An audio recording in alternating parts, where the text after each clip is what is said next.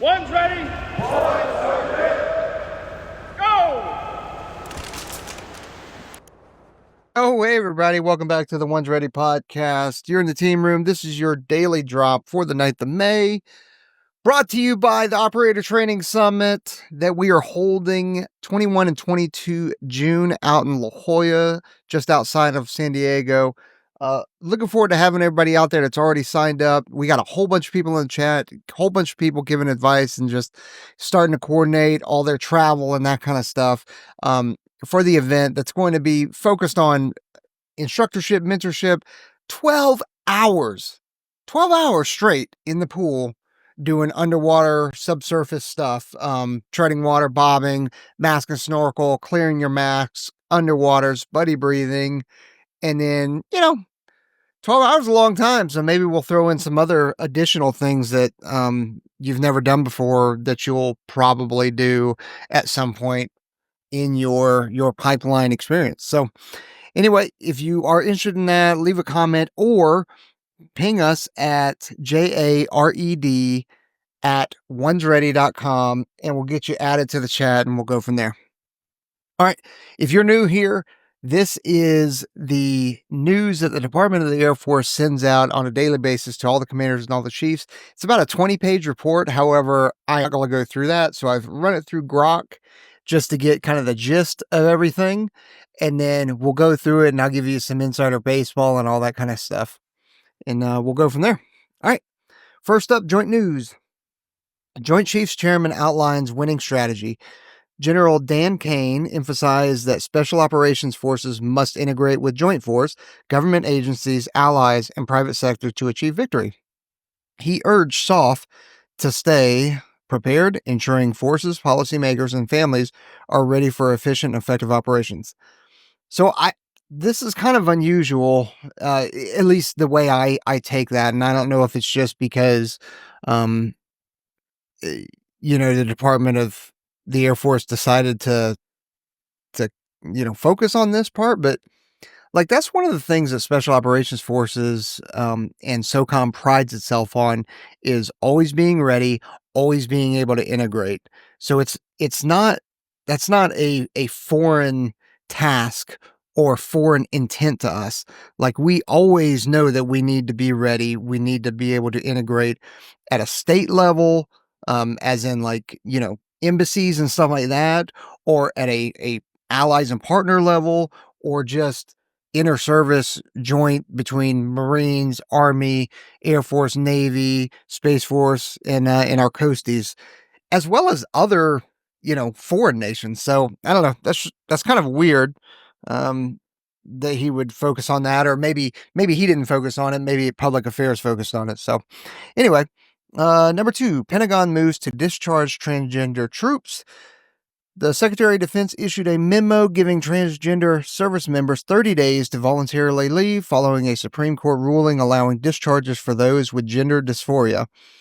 Affected service members like Navy Commander Emily Schilling are encouraged to remain resilient amid legal challenges. I mean, regardless of what you say or feel, like that is like gender dysphoria is in the DSM-5 as a mental disorder. Like it is, that there's no debating that, whether you agree with it or not.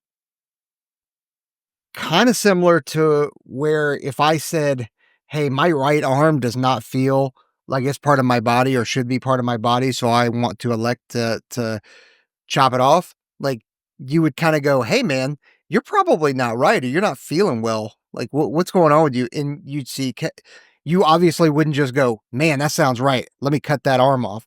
So same kind of thing. So I'm not really surprised by this, and I support it. So, but that's my opinion. Next, future soft leverage advantage tech.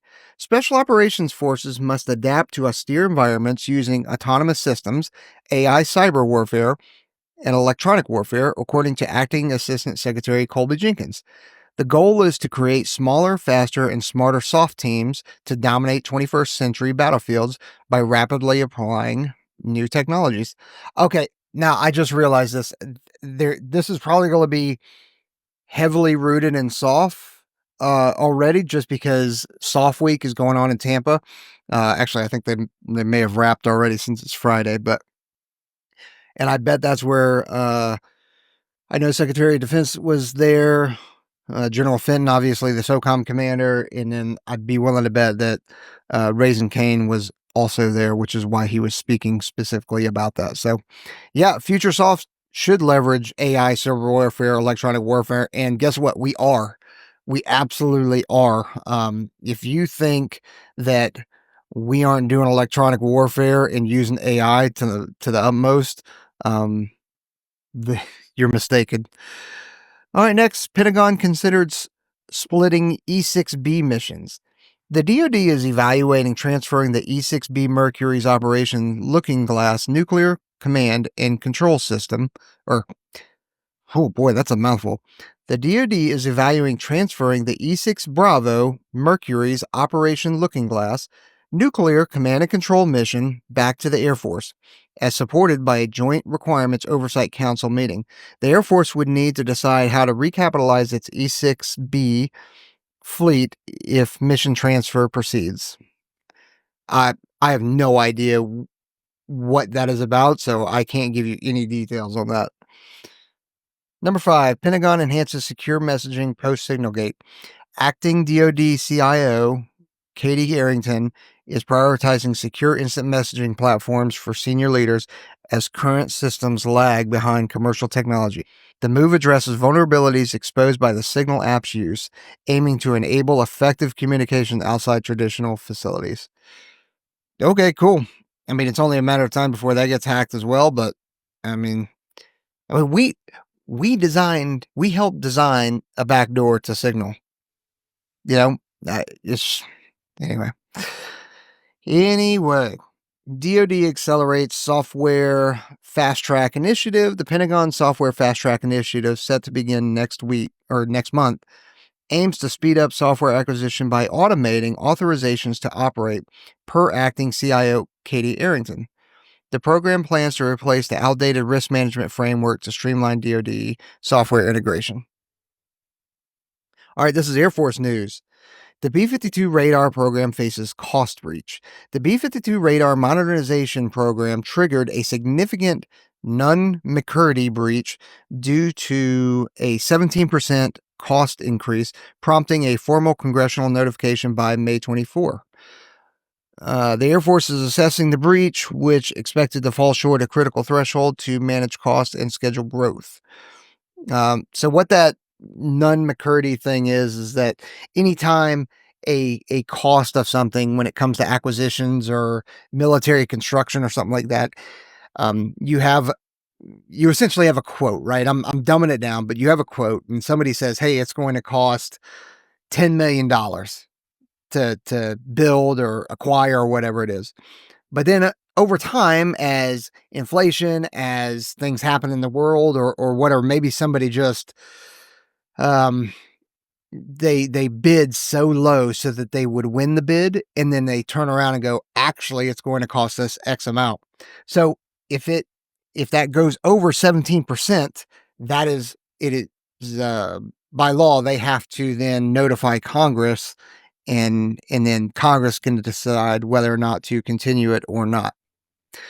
All right, the T-7A, and hey, I'm dumbing that down way down. So it is more complicated than that, but that's essentially like what it is. In case there are any acquisition folks or people out there going like, no, dude, that's completely wrong. So next, T-7A Red Hawk and on track for 2027. The T-7A Red Hawk successfully tested its redesigned ejection system with a new canopy and a seat sequencer to reduce injury risks, keeping it on schedule for initial operation capability in November 2027. Another test is planned for August, with deliveries expected to Randolph Air Force Base by October. Cool. I don't know anything about the T-7A Red Hawk. AFSOC innovates with existing equipment. Air Force Special Operations Command is exploring new uses for the current assets like the CV-22 Osprey and the small cruise missiles for the OA-1K Skyraider 2 to meet evolving mission needs. Lieutenant General Mike Conley emphasized adapting existing capabilities for relevance in new theaters and supporting both special and conventional operations. Yeah, I am interested to see what AFSOC is going to do with the CV-22, considering its limited capability right now of what it's allowed to do because of all the crashes and the investigations. But I mean, if I had to take a guess, and this is just pure speculation, I don't see it ever being FOC again. And FOC means fully operational capable, full operational capability. So, meaning that it can do everything that it advertises and everything that AFSOC and the community needs it to do. I don't ever see it returning to that status, in my opinion. All right, Yakota Air Force Base mishandled toxic waste. A DoD Inspector General audit found Yakota Air Base improperly stored 250 gallons of PFAS contaminated water and mishandled PCB disposal, violating hazardous waste protocols. The 374th Airlift Wing has submitted revised plans to address these issues and comply with U.S.-Japan agreements. Yeah, man, we can't be mishandling stuff like that. It's not great. But at the same time, I also don't know how bad that actually is because I don't know what any of those acronyms mean. PFAS, contaminated water, and PCB disposal. I don't know what those are. So, and here we go into other things that I know even less about. Space news. Spacecom and Space Force debate orbital refueling. Spacecom supports orbital refueling for dynamic space operations, while Space Force remains skeptical, favoring rapid satellite replacement due to cost and feasibility concerns. Lieutenant General Thomas James of Spacecom emphasized generating requirements for orbital warfare, leaving acquisitions to the Space Force. Talked about this the other day, and for a couple of weeks they've been talking about this orbital refueling, and on the surface, I was like, hell yeah, like that makes sense. Right on. And I'm also speaking from not having any kind of data, right? Like I don't have all the data points. I'm not an expert in them. But it was at the beginning of the week, I think one of the it may have even been General James said, hey, I don't think it's a good idea to even explore this because of the cost analysis that's done with it. It's super expensive, super risky, and it's almost cheaper to just put new satellites up, which sounds kind of counterintuitive because of how expensive it is to put satellites up, but it does kind of make sense as well. So again, not knowing the numbers, not knowing the data behind it, I am starting to rethink that maybe it is better to just put up more satellites, and then the ones that are existing right before they're at their end of their life cycle, or once they've reached the end of their life cycle, you just essentially shift its orbit to where it'll burn up in the atmosphere. But again, maybe that's not even an option. Hell if I know. All right, next, Space Force tests moon surveillance thrusters. The Space Force tested ion thrusters for the Oracle Mobility spacecraft in March, designed for cislunar space domain awareness and advanced tracking capabilities. The Oracle M mission will enhance persistent surveillance and navigation for future space operations. Cool. I don't know what that means, but ion thruster sounds badass. Space Force advances laser terminal program.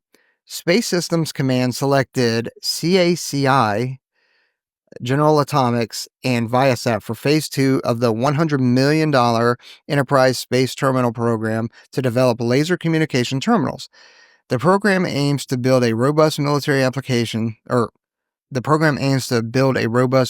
communications network across orbits while fostering competition and innovation. All right, this is of interest.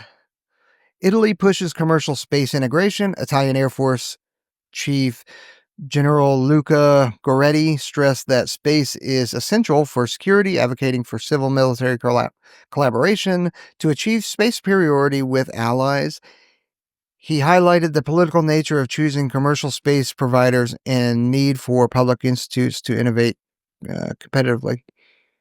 I agree with that. I mean, it's just like what we're doing with, the military, Space Force, the Air Force, NASA, SpaceX, probably Blue Origin in some kind of regard. That Firefly company, like, there's a bunch out there that are getting after it. So I think, yeah, why not? Of course, it's the obvious answer. Osprey safety probe stalls, frustrates families. Gold Star families are frustrated by a nearly year-long delay in the congressional investigation into CV-22 Osprey safety, with Representative Glenn Grothman blaming blaming the Biden administration not blaming the Biden administration's non-cooperation.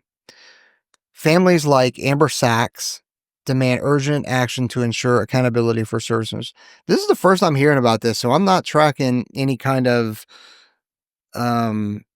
Gold Star family review of the CV-22 Osprey safety measures or the safety of flight.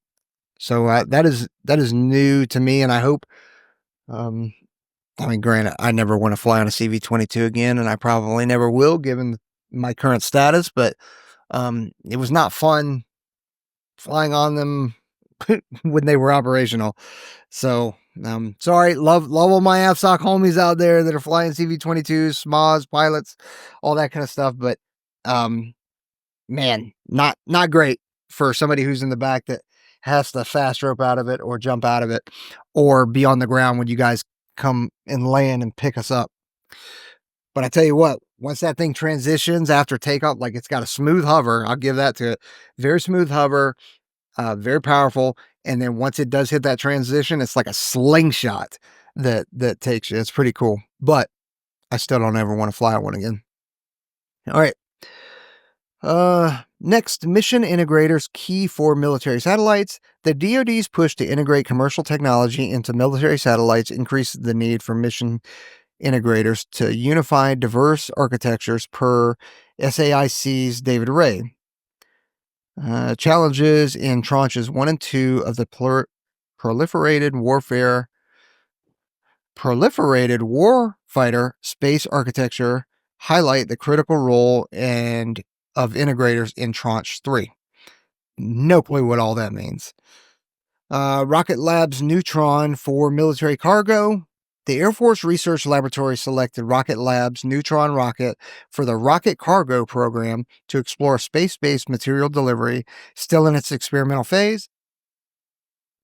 The Rocket Lab and Stoke Space are also competing for national security Space Launch Lane 1 missions. Cool. Next, Signal app risks persistent for officials. Despite security risk, officials favor Signal for its convenience over outdated government systems, prompting calls for more secure alternatives by cybersecurity experts. Balancing convenience with national security obligations remains a challenge as commercial apps are inherently vulnerable to compromise. Yeah, so that's the thing, man. Signal, even now, that it is not the most. There is a more secure commercial app to use for messaging, but I'm not going to say it on here. Because then everybody will start using it and then it's probably no longer going to be secure. But other than that, Signal is still the most kind of secure one with the most kind of capabilities. Like WhatsApp is complete garbage in my opinion. But yeah, it's just and then everybody can't use iMessage because then you got Android users in there and all that kind of stuff, because that's a pretty secure network as well, believe it or not, the iMessage. So yeah, and the thing is that if you have, as soon as the government wants to create its own thing, it's usually a pretty bad product, right? There used to be, when COVID first started up, SOCOM, or maybe it was Air Force, but I want to say it was SOCOM, created some kind of messaging and video, almost like a Zoom or Microsoft Teams, except it had a certain level of encryption on it. And you could have it on your personal phone, You could have it on your work computer that was all unclassified and everything like that, but it had a different level of like two-way authentication, encryption, that kind of stuff. But it didn't work very well. So nobody really used it. There were some people that still used it because they were very much rule followers, but other people just kind of used Zoom or Microsoft Teams or something like that. So it needs to be good for one. Two, it needs to be easy to use and easily accessible if we're going to spend the money to do that. World War II family veteran or World War II veteran reflects on war's futility. The 80th anniversary of VE Day, World War II veteran Harry Miller, who fought in the Battle of the Bulge, expressed hope that people recognize the futility of war, citing post-war recovery in Germany and Japan. His visit to Dachau after the war profoundly shaped his perspective on the cost of conflict. No kidding, my man. World War II's lasting geopolitical impact. Historian and Anthony Beaver argues that World War II's legacy persists, with Vladimir Putin's selective use of great patriotic war narratives to justify Russia's actions in Ukraine. Putin's contradictory claims about Ukrainians as both Nazis and akin to Russians, fueling ongoing geopolitical tensions. Yeah. Man, we actually had a discussion in CrossFit Apollo here in Las Vegas this morning, saying if you could take all the generations, right? Take, Gen Alpha, Gen Z, millennials, Gen X, was it baby boomers, greatest generation, like take all those, right? Starting with the World War II homies. Everybody's in their prime, right? So maybe Gen Alpha's got to grow up a little bit, maybe Gen Z's got to grow up a little bit, but you take every generation in their prime and put them in a battle, who's coming out victorious? Three of us in there said Gen X. I was kind of going between Gen X and then the greatest generation, but I don't know. I think Gen X might take it. I don't know. What do you think? All right, I'm out here. Let it.